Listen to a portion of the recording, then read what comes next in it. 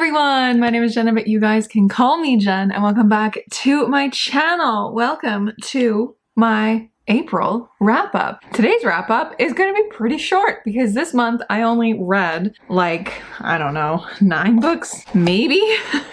I think it was 9. Yep, this month I read 9 books, which is not my best, but also not bad at all. Like, I know that usually I read upwards of 12, roughly 12 is like my average reading amount every month, but having read 9, it was okay. It was okay. There weren't any like super favorites either. There was not a single 5-star this month, but there was a whole whack ton of 4 stars. So still a pretty good reading month in my opinion. All right, so this month I read like 7 adult fantasy books, and I've noticed in my bullet journal that my fantasy graph stack is gonna need some improvising when I get past 30 books, and I'm getting real close to the top of this page. I don't know whether I'm gonna have to add like a whole page here to like fold in, or if I'm gonna have to start going up the side of it. We don't know, but I remember last year I read like 70 fantasy books. So, and this year I'm on track to read many, many, many more because I'm reading the genre that I love the most. And so that might be an issue, but that's besides the point. So I read 7 of those. I read 1 adult sci-fi and then 1 regular fiction book, which might technically be considered fantasy, but it is shelved as literary fiction in my bookstores, so I'm counting it as fiction. But yes, I had 1 3-star, 1 3.5 star, and then 7 4 stars yet again. It's been a very middling month, but a pretty decent month as well because I haven't hated anything that I've read, which we love to see. Let's get this started. So the first couple books that I read this month, it was for my like cozy fantasy, my soft fantasy reading vlog where I was searching to find more soft fantasy, kind of like Legends and Lattes. And I read these 2 Marie Brennan books first. So I read A Natural History of Dragons. This was the first book that I read in April. This was a reread of mine, and an exceptional reread at that. I won't talk too much about these books. If you guys want to go watch that vlog for more thoughts, definitely do. Definitely fantastic reread because the first time I read this, I almost DNF'd it because I didn't know what I was getting at or getting into when I first picked it up, and I was disappointed with it. But now that I know what it is, I absolutely love it. And I will pitch this to you, both of these actually, which is The Natural History of Dragons and then The Tropic of Serpents. Both of these are memoirs by Lady Trent, a memoir by Lady Trent by Marie Brennan. Marie Brennan is the author, but the fictional Lady Trent is the character of these books. And it is essentially Jane Austen meets Elizabeth Peters. So very fun. It is set in a world like ours, except there are dragons, and Lady Trent is a female scientist who goes out and like investigates stuff.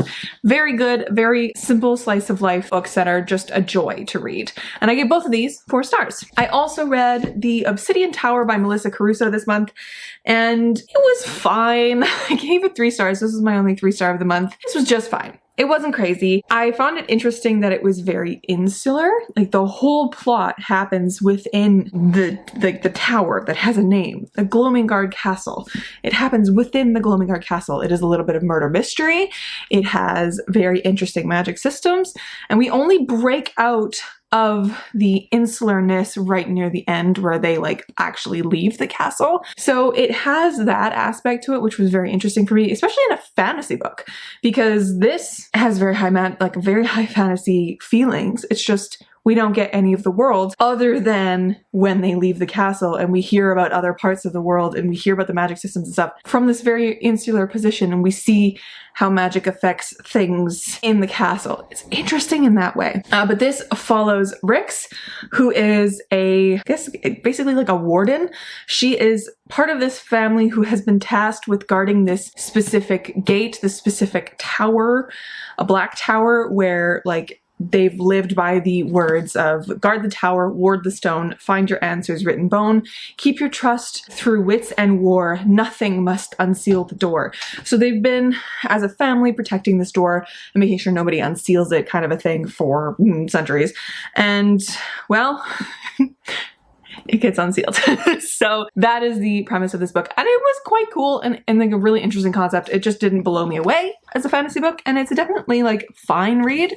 I don't know if I will finish this series or continue with this series, but I might try a couple other of Melissa's books because I believe she has a different series going on that I've heard other people like. So then read Stardust by Neil Gaiman, which was also for my soft fantasy video, which was the 3. I read Stardust and then the 2 Marie Brennan books for that iteration of the video. And I am planning on doing a second iteration a little bit later because I have more fantasy books lined up for it. But Stardust is just like this little fairy tale-esque fantasy, adult fairy tale, and it is apparently very different from the movie. I have yet to see the movie, but I really want to watch it because it has a young Henry Cavill in it, I've heard, so I'm here for it.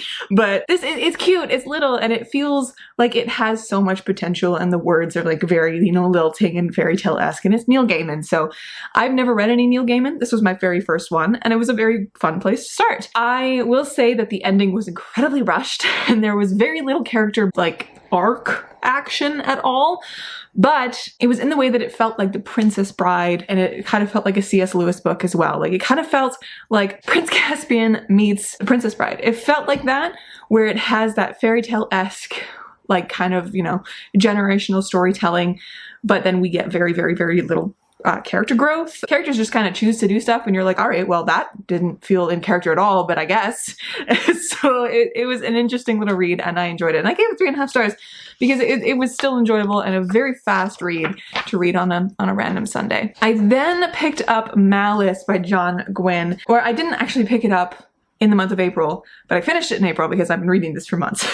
Y'all know I love my John Gwynne, and this was a fantastic debut because this is his debut novel, and I cannot believe this is his debut novel. It has all of the John Gwynne-isms that I know from his Shadow of the Gods, which I have up here, and I really, really liked this. I gave this one 4 stars because, of course, everything else that I'm talking about today is a 4-star, but it was so good, and it was definitely slow and definitely slice of life-ish, but it was also supplemented with a bunch of different like points of view and action bits, which were really fun. I also had to keep track of the points of view in the back of the book, which I'm doing with Valor, the second book, because there are new points of view and more. So it's a lot, but I had to keep track of like the characters who are POV characters so that I could tell them apart, because there are a few that like after like first glance, and because I was reading this for so long, I couldn't remember who they were. But I like, now that I read it and now I'm in the story, I know who they are. We follow Corbin, who is at the beginning of this a 14-year-old boy. I believe at the end of it he's 16, because we like go through different like a couple years with this book, and we follow him in his little village with his family and his sister Cohen, who we also follow as a point of view, and there's other characters in that village that we also follow as point of views as well, like Evanus, who is a king's man, and there's also the king himself. I don't believe we follow the point of view there, but we follow them, and then we also follow Castell, who is from a different kingdom, and then we follow Veridus, who's also from a different kingdom. So we follow many people. We follow many people, and there's also Camlin, who is a brigand, and then we get like one chapter from a guy named Ventos, who is a traitor, and I don't understand his point in this, but anyways. This was very enjoyable, and I loved the way that it feels like things are starting to kind of come together as a like fantasy book definitely should, especially one that starts a 4-book series, a 4-book epic series. So very much like this, and it definitely had the trademark John Gwynne brutality. Near the end, I was reading it, and I got to a part where I will tell you this because it's not necessarily a spoiler, but it is also something that I want to warn you content-wise. A dog gets kicked and then gets stabbed and then kicked. He's fine. Budai is fine, but I was not expecting the animal brutality.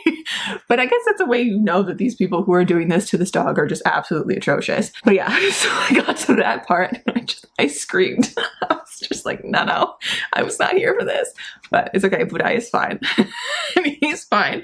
He's a good boy. He's living, he's thriving. But yeah, the end of this felt like I was just getting gut punched over and over and over. And John Gwynne is a master of writing battle scenes.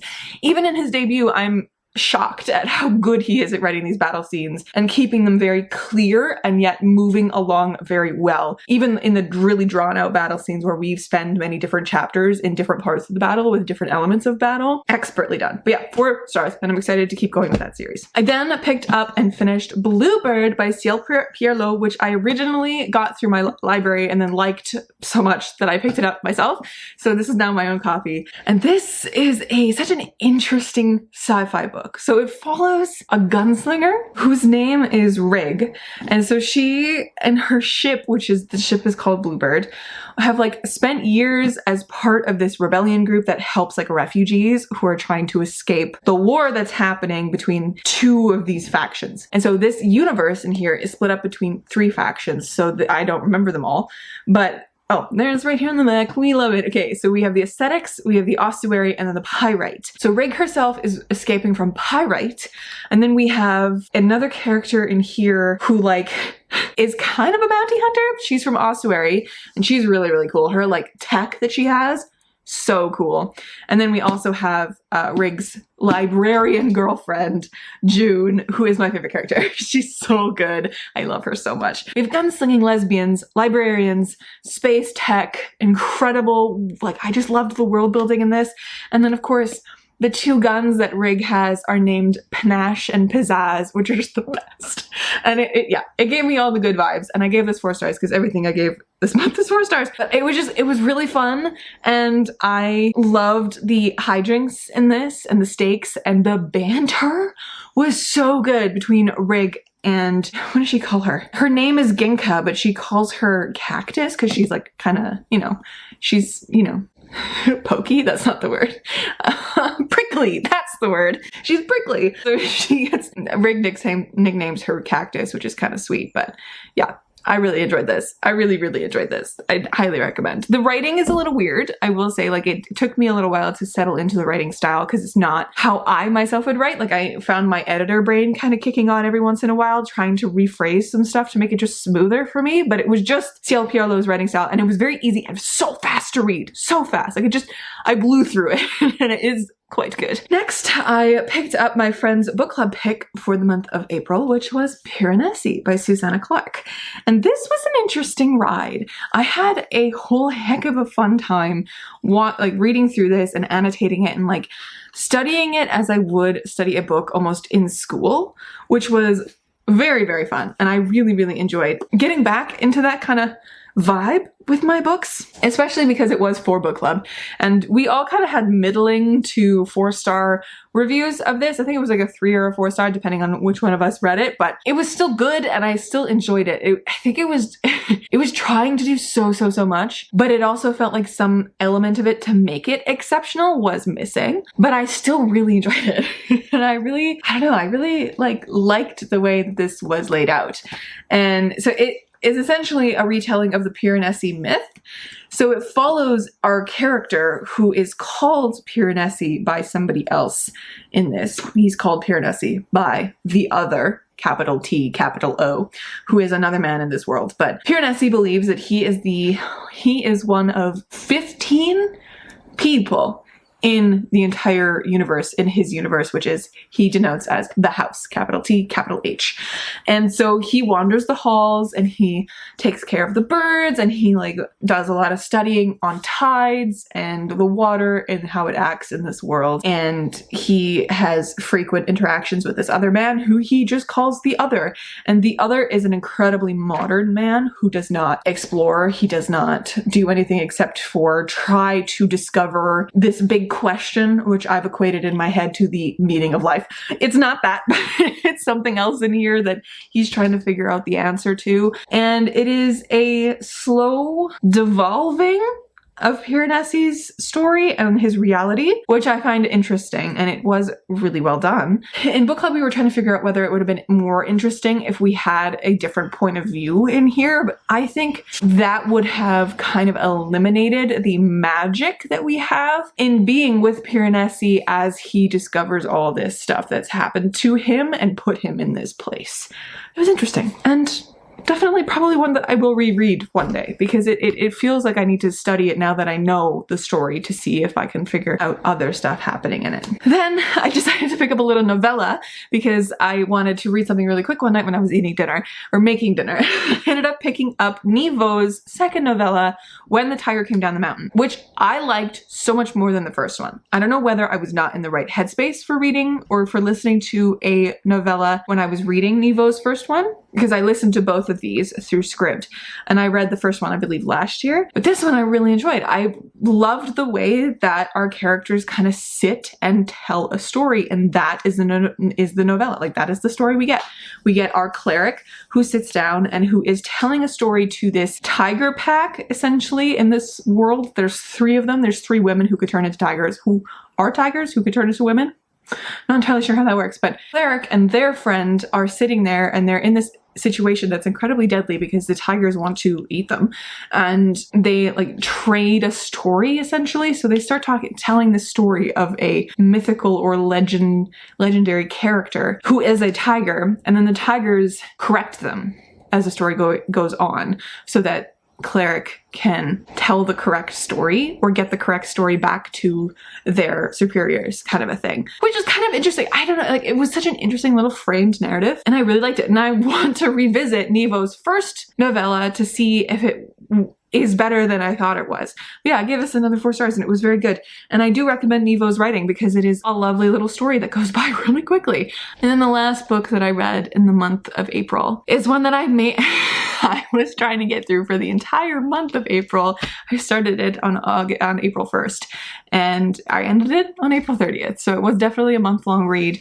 And it is also the conclusion to a trilogy that I have come to really like. I'll leave it at that. But that is Jade Legacy by Fonda Lee. So this is the absolutely epic finale of the Greenbone saga. I will say, I like this second best out of the 3. Jade City is still my favorite, the first one. I like the way that it sits with the family, with the Call family, and has the events happen to it in a shorter time frame, because I think what happened as the trilogy goes on with Jade War and then with this one, we in each book end up spanning more and more years. Like, Fonda's trying to tell this story and get to these really important parts, but in the way that it's told, it becomes more episodic, and it becomes like, okay, we're gonna spend a couple chapters in these 2 years or in this year-long frame with a couple months, kind of a thing, just so we can get to this big event. And then we're gonna get to the event and experience it for the day, and then we're gonna jump ahead another 5 years and do the same thing. And it happens over and over and over and over and over. And in that way, we lose a connection to the characters, which started happening in Jade War for me. Like, I really liked the characters in Jade City. I was like, yes, I'm in with Andon's story. I love Andon. He's my favorite in this entire series. I'm in with Shay's story. I really want to see how Hilo does and Lan's whole thing. And I was in it, and I was, yes, I'm so excited to see where this comes off of. And then Jade War, you kind of lose that connection because you start doing this episodic jumping of years, and you lose the like smooth arc of these characters, because you get to see like the lead up to stuff, but then you don't get to see the downfall, which is something that I think would have really benefited in this from a lot of the events that happen. You don't really see the downfall of a lot of these big events. You see it, you see how they are 3, 4, 5 years on from that event. You don't get to see them going through it. That kind of bothered me. And even though it was a solid end, also this series is so political, and I don't understand like half of the politics, which is on me, not on the books. It was just a lot. And there's one character that's set up the entire series who does nothing in this book. Like, he was set up to be this incredible, formidable force, but nothing really ever comes of it. Like, he does something in here that is totally not in his character to do, and it kind of bothered me that we got this ending with that character that was set up in the first book to be so like cataclysmic almost, in this way that he was going to be set up as like a rival to the clans almost. I don't know, I didn't like the way that he ended. I've said this in a couple of my vlogs that I wish we had gotten a trilogy with the main Called children and like Andon and some of the others. And then I wish we got a trilogy with their kids, with Jaya and Tia and Rue and Nico. I wish we got a trilogy with them to see how, you know, their arcs actually transpire when we actually get to know them better, because I feel like we don't even get to know Jaya at all. We barely get to see Tia because she's 8 by the end of this. We barely get to see Rue. Nico we get to see more because he is more tied to Hilo in this, but I wish we got more. I wish we got to be with them more and actually get to know these characters more. And I think that is my main critique about the Greenbone Saga, is that it is very distant from the characters.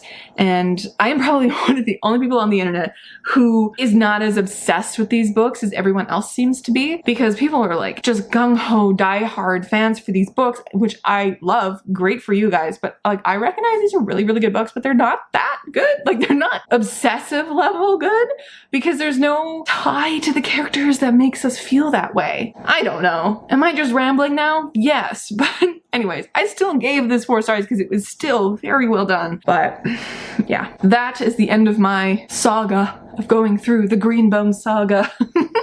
And that is also the end of this video. Those are all the books that I read in the month of April. Let me know down below what your favorite book of the month was, and whether or not you've read any of the books that I mentioned today, and what your thoughts are on them. But yes, my friends, thank you so much for watching. I will catch you in another video very, very soon. Stay kind and keep on reading.